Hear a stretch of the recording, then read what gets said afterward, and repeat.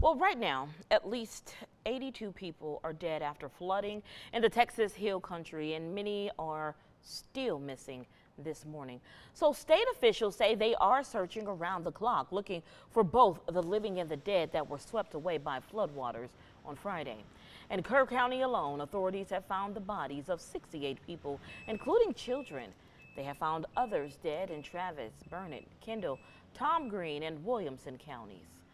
At their press conference last night, state officials said they are doing rapid DNA tests on the bodies they have found to connect them to family members. They say they have rescued more than 500 people over the past few days, and the danger is not over.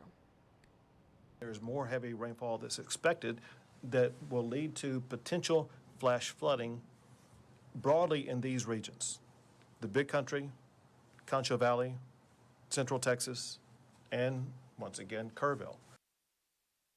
Well, Governor Greg Abbott said they do not expect another flash flood with the same magnitude as the one in Kerrville.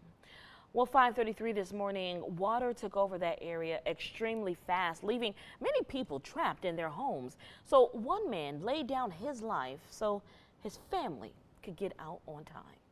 That a hero, and that will never gone unnoticed. Through tears and shock, the family of 27-year-old Julian Ryan tells us the father, brother, and fiance died a hero. In the early Friday morning hours, floodwaters suddenly swelled into the home he shared with his fiance and mother in Ingram, close to the Guadalupe River. And it just started pouring in. We had to fight the door to get it closed just so that too much didn't come in. And we ran back to the room and we started calling 911. Julian's fiance, Christina Wilson, says after 20 minutes, the water was up to their knees. Julian punching open a window to try and get her, their children, and his mother to the roof. It severed his artery in his arm, almost cut it clean off. Christina says they kept calling 911, but no one came in time to save him. About 6 o'clock, my husband was dead.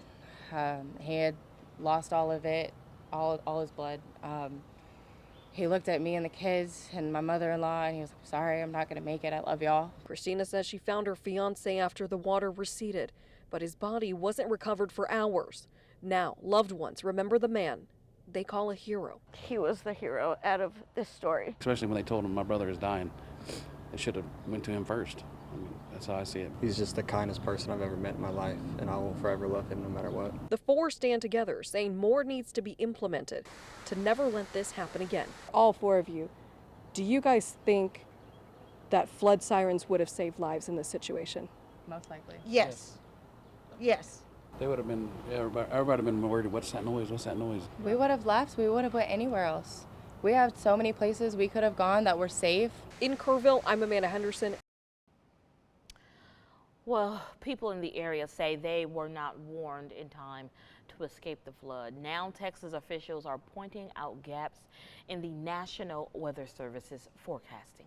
On Wednesday, from the National Weather Service, predicted 3 to 6 inches of rain in the Concho Valley and 4 to 8 inches of rain in the Hill Country.